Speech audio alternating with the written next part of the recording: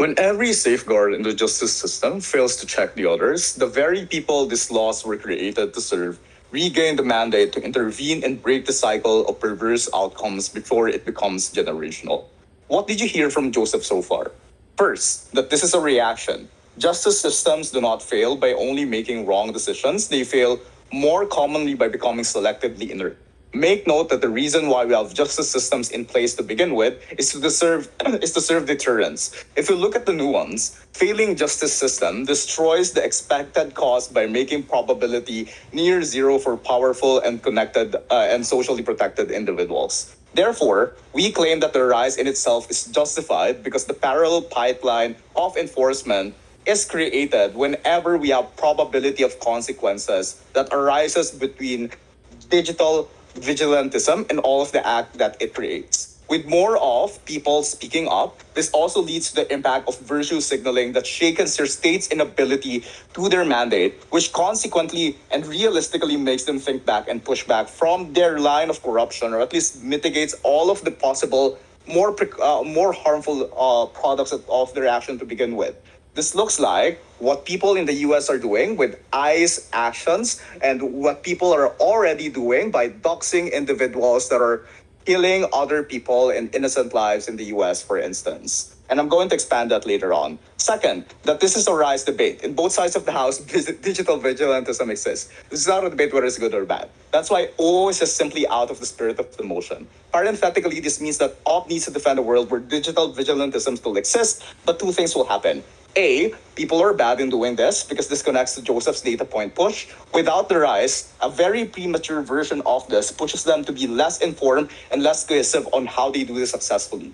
This looks like them doxing the wrong people, or maybe not being able to do it safely, like doing it to an overextend action to the point that they're going to be sued liable because they're not careful in doing so. This is why all of the harms that they're pushing against us actually applies in their world. Because in our substantive, we already told you that because of the rise, people have a social knowledge and understanding that created a composition of accepted practices in digital vigilantism. Like how networks of people dox individuals by listing their publicly listed data in a single document so people are aware of the risk that they carry. E.g., this looks like how individuals in the US blast information of ICE agent that shoots, harasses, and kills innocent individuals. I mean, it's not illegal in the first place, but at least they're doing some kind of action to virtue signal, and also that means that they are safe. That means that they're not going to be sued by a libel. That also means that all of the perverse action that they accuse us of coming from OO isn't really going to happen because they're not just going to do this in a way that is so reckless.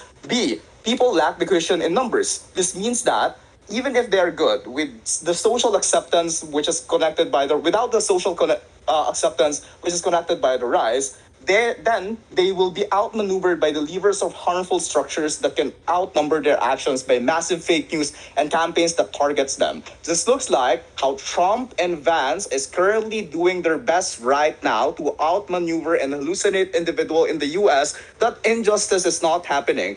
But because of digital vigilantism and all of the product that it produces, it mitigates all of these harmful practices. Literally, the international community is being aware of this simply because this exists. So the problem is, at worst, you make it dangerous for these people to call them out, absent the rise, and probably created more ways to hallucinate people into the belief that the justice was actually served. Note, I am a law student, and not all legal cases are served in a fair manner because in an adversarial system, any little mistake can cost your case in a simple technicality like how your lawyer serves your evidence in the record and how judge can be super corrupt in the first place. We have tons of legal cases revolving around this. But sure, I'll take the POI.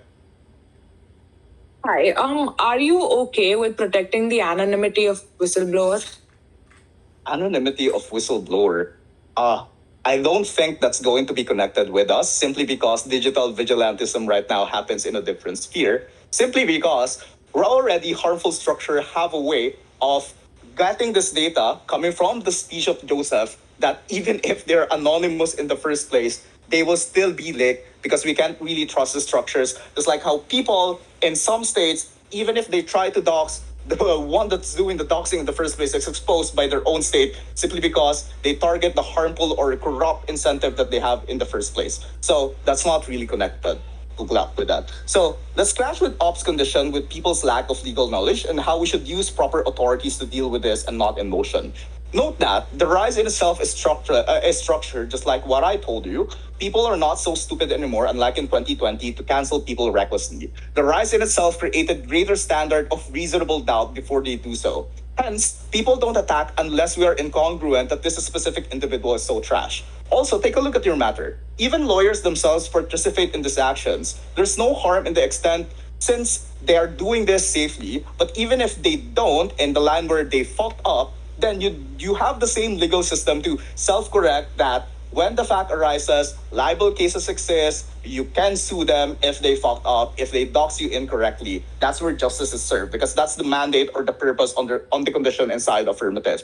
But we already told you that people have or are very wary of these things. Hence, this also upsides our case, also proves the safety net on how people are being careful in doing this. And also, just to expand on my response on that POI, the very reason why whistleblowers have the protection is to serve justice because they can be attacked in the first place. They can be killed by other people in the opposing party. But the problem is, if the condition within your state is already fucked up, if you are already having an unfair system and you want to rely on that, of course, the best course of action is to formulate a mask that can literally protect yourself by creating a lot of noise instead of being silent.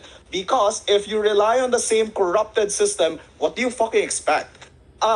This own course of action coming from side affirmative is the only possible mandate that allows people to have utility to call them out, to have the utility to have some sort of call out also, and to call and rise also for the people to join their movement and attack and call out their state also when their justice system is failing. Because absent the rise, people will just be fucking silent. People will just be fucking scared. And that's what's going to happen in your world.